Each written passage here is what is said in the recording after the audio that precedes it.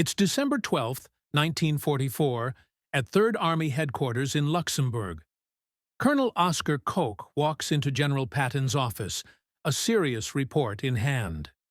"General," he states, "the Germans are going to attack soon, probably within the week."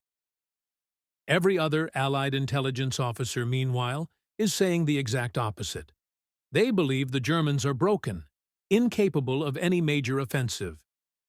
Patton reads Koch's assessment, looks up, and simply says, "I believe you." 4 days later, the Battle of the Bulge explodes, Hitler's desperate last offensive tearing through American lines. Koch was right. Everyone else was wrong. You've likely never heard of Oscar Koch, and that's no accident. This is the story of the intelligence officer who saw what others missed, and why his own general kept him hidden. Oscar Koch wasn't your typical Army intelligence officer. Most G2s came from privileged backgrounds: West Point, old money, social connections. Koch, born in Milwaukee to German immigrant parents, worked his way through college, joined the Army Reserve, and made captain before Pearl Harbor through sheer competence, not connections. When Patton took command of 2nd Corps in North Africa after Kasserine Pass, he needed an intelligence chief who could actually do the job. Someone who could predict the enemy's next move, not just write eloquent reports. He chose Koch. March 1943, El Getter, Tunisia. Koch's first major test. German forces under Rommel were somewhere in the desert. Standard intelligence estimates suggested they'd attack from the north. Koch, however, meticulously studied patterns: German radio traffic, unit movements, terrain analysis. He told Patton, "They're coming from the southeast tomorrow morning, in strength." His analysis contradicted British intelligence and even 2nd Corps' own staff estimates. Patton asked, "How sure are you?" Koch didn't hedge. "Very sure, sir." Patton deployed his forces based on Koch's assessment. Dawn, March 23rd. German armor attacked from the southeast, exactly as Koch predicted. American forces were perfectly positioned. The German assault failed. Patton's confidence in Koch became absolute. Here's what's important. Koch didn't just guess correctly. He developed a system. While other intelligence officers relied on captured documents and prisoner interrogations, information often days old, Koch tracked patterns in real time. Radio intercepts showing unit locations, traffic analysis revealing headquarters movements, terrain studies predicting likely attack routes. He built a picture of enemy intentions before the enemy fully formed them. Sicily, July 1943. Koch predicted where German forces would establish defensive lines, which towns they'd defend, where they'd retreat. His accuracy became unsettling. It was like he was reading German battle plans. In reality, he was reading German behavior, patterns of movement, command decision cycles, doctrinal preferences. Other intelligence officers produced reports. Koch produced predictions. And he was right. Constantly, almost eerily right. By late 1943, Koch had established himself as one of the best intelligence officers in the European theater. So why didn't anyone outside Third Army know his name? Summer 1944. Third Army raced across France. Koch's intelligence shop operated at a tempo other G2 sections couldn't match. Updates every 6 hours. Predictions about German positions that proved accurate within mere hours. Higher headquarters, Bradley's 12th Army Group, Eisenhower's chef, started requesting Koch's assessments. They wanted to know, how was Third Army's intelligence so accurate? Patton faced a choice. He could share Koch's methods, make him available to other commands, let him brief senior Allied leadership. Instead, Patton restricted Koch's reports to Third Army only. When Bradley's intelligence chief requested a meeting with Koch, To discuss methodology, Patton politely declined. When Schaeff suggested Koch should present at an Allied intelligence conference, Patton found reasons why he was unavailable. Koch stayed inside Third Army headquarters. His reports stayed internal. His predictions remained Third Army's advantage. Why? 3 reasons, each more calculating than the last. First, operational security. Koch's accuracy depended on German forces not knowing how Third Army gathered intelligence. If Koch briefed other commands, his methods would spread.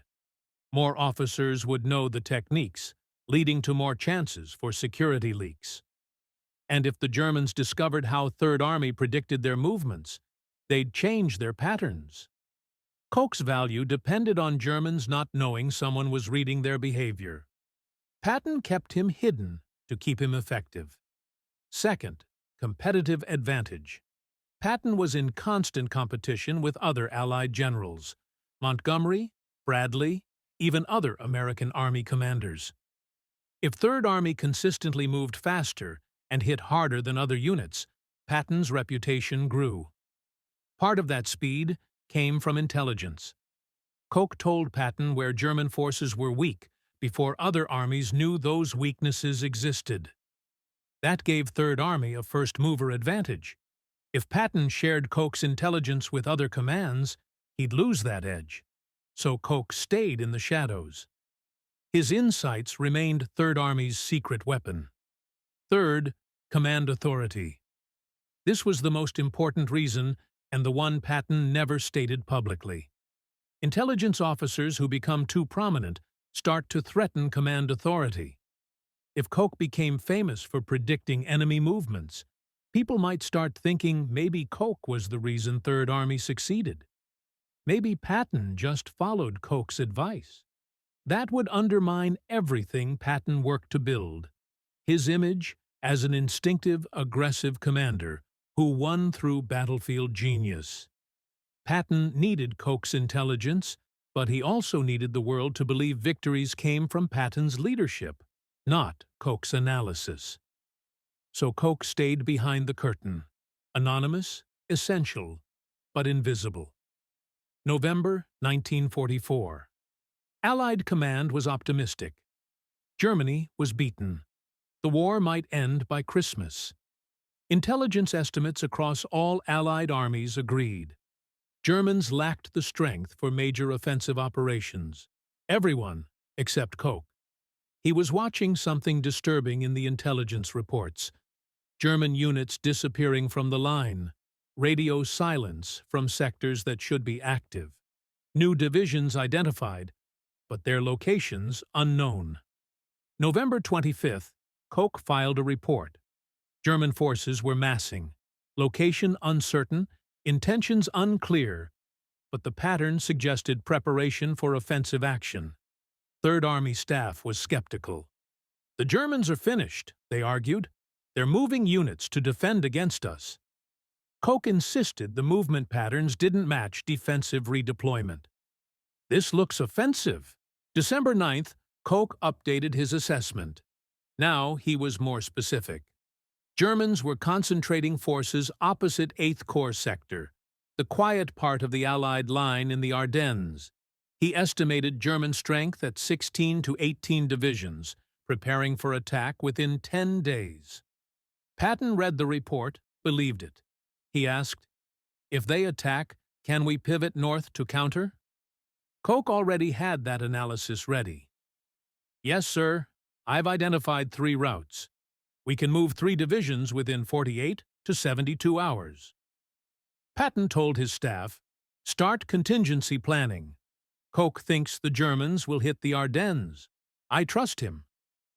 Meanwhile, Bradley's 12th Army Group headquarters dismissed Koch's warnings. Their intelligence chief produced his own assessment. Germans lacked fuel, ammunition, and reserves for offensive operations. Any attack would be a limited spoiling action at most. SHAEF, Eisenhower's headquarters, agreed. No threat of a major German offensive. December 12th, Koch filed his most urgent warning yet. German attack imminent, probably within 3 to 5 days. Strength estimated at 20-plus divisions. Objective likely a drive west to split Allied armies and capture Antwerp.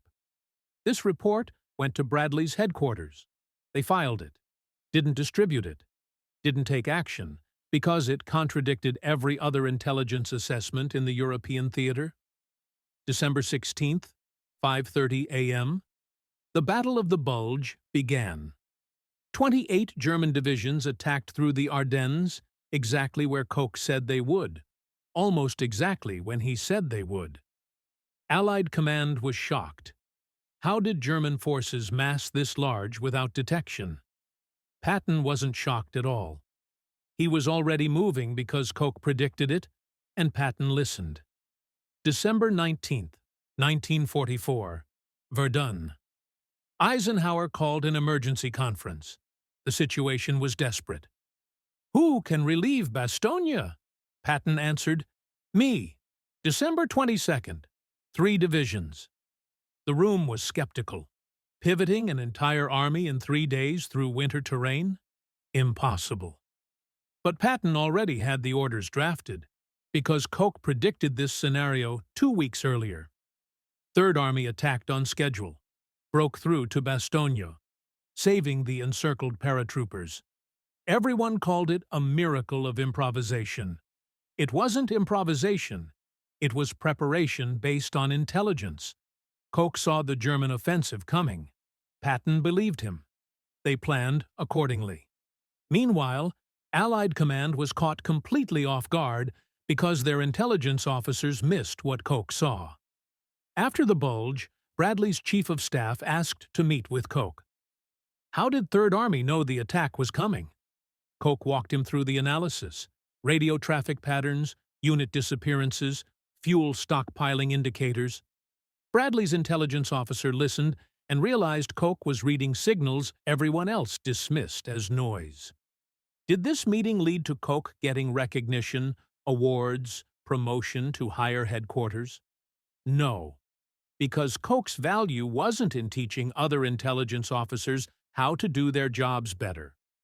His value was in giving Third Army advantages other armies didn't have. After the war, military analysts studied the Battle of the Bulge intelligence failure. How did the Germans achieve complete surprise? They didn't achieve complete surprise. One intelligence officer saw it coming, but he worked for Patton, and Patton kept him hidden.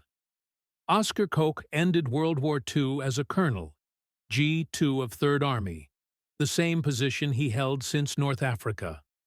Other intelligence officers who were wrong about the Bulge, wrong about German capabilities, wrong repeatedly, received promotions, high-level assignments, public recognition. Koch stayed in the shadows. After the war, he wrote the official Third Army intelligence history. It's one of the most detailed intelligence accounts of any American army in World War II. Almost nobody read it. He received the Legion of Merit, the Distinguished Service Medal, appropriate recognition for staff work, but his name never became associated with the victories he enabled. That was intentional. That was the deal. Patton needed Koch's intelligence, but he also needed credit for Third Army's success to flow to Patton. Koch understood this, never publicly complained, never sought the spotlight. But here's the question. Was Patton right to keep Koch hidden? From Patton's perspective, absolutely. Koch's anonymity protected his methods, maintained Third Army's intelligence advantage, and preserved command authority. From a broader perspective, maybe not. If Koch's methods had been shared across Allied forces, could other armies have predicted the Bulge? Could thousands of casualties have been prevented? We'll never know. What we do know, Koch was right when everyone else was wrong. And the only general who listened to him was the one who kept him in the shadows. History remembers Patton as an instinctive genius, a general who sensed enemy intentions and moved faster than anyone else. Some of that is true. Patton was brilliant, aggressive, and bold. But part of Patton's instinct was actually intelligence. Oscar Koch's intelligence. Koch saw patterns other officers missed, predicted German movements with unsettling accuracy, gave Patton the information he needed to make decisions that looked like genius. And Patton made sure nobody knew, not because he wanted to steal credit, though that was part of it, but because Koch's effectiveness depended on anonymity. The best intelligence officers operate in shadows. They see what others miss, predict what others dismiss, enable victories that look like miracles. Oscar Koch did all of this, and history barely remembers his name. That wasn't failure. That was the job. Intelligence officers don't get statues, don't get movies, don't get their names in headlines. They get to be right, quietly, decisively, without recognition. Koch predicted the Battle of the Bulge. Patton listened. Third Army was ready. That's the victory, not the fame. Sometimes the most important people in history are the ones you've never heard of. Oscar Koch proved that from the shadows. The real heroes of history aren't always the ones with their names on the battles. Sometimes they're the ones who saw what was coming, and nobody listened except the right person.